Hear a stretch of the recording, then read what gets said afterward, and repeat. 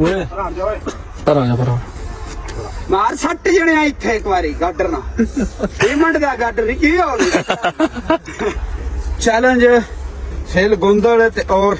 ਸ਼ਗਿਰਦੇ ਖਾਸ ਤੇ ਔਰ ਨਨਕਾਣਾ ਆ ਨਕਾਣੇ ਵਾਲਾ ਛੋਰ ਜੀ ਸੇਲ ਗੁੰਦਲ ਸਾਹਿਬ ਤੇ ਨਕਾਣੇ ਵਾਲਾ ਜਵਾਨ ਹੋ ਗਿਆ ਤੇ ਤੜਬਾਰੀ ਵਾਲਾ ਸਾਡਾ ਇਹ ਦੋਸਤਾਨਾ ਚੈਲੰਜ ਇਹਦਾ ਨਾ ਮਤਲਬ ਕਿ ਇੱਥੇ ਲਿਆ ਕੇ ਬਹੁਤ ਵਜ਼ਨੀ ਹੈ ਸੀਮੈਂਟ ਠੋਸ ਵਜ਼ਨ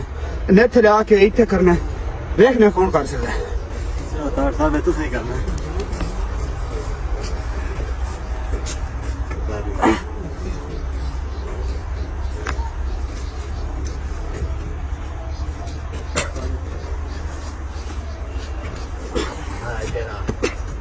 ਪਿਛਾ ਨੂੰ ਨਿਕੂ ਓਏ ਪਰ ਆ ਜਾ ਪਰ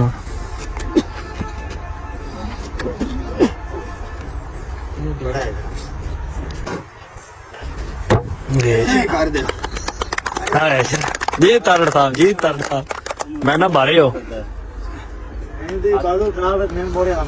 ਪਤਾ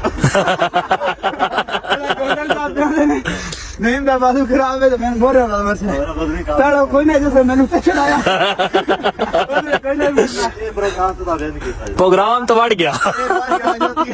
ਮਾਰੀ ਆ ਜੁੱਤ ਗਿਆ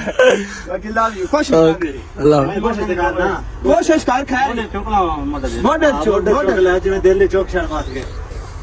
ਕੋਸ਼ਿਸ਼ ਜਾਰੀ ਹੋ ਰਹੀ ਹੈ ਲਓ ਜੀ ਜਵਾਨ ਬਾਲਾ ਨਹੀਂ ਕਰਨਾ ਨਿਰਾ ਮੋਢੇ ਥਲੇ ਉੜਾ ਚੈੱਕ ਕਰੋ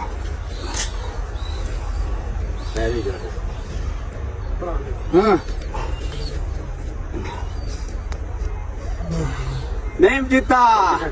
ਮਾਰ ਸੱਟ ਜਣੇ ਆ ਇੱਥੇ ਇੱਕ ਵਾਰੀ ਗਾਡਰ ਨਾ ਪੇਮੈਂਟ ਦਾ ਗਾਡਰ ਨਹੀਂ ਕੀ ਹੋ ਗਿਆ ਹਾਂ ਘਰ ਚੜਿਆ ਥੋੜੀ ਗੱਲ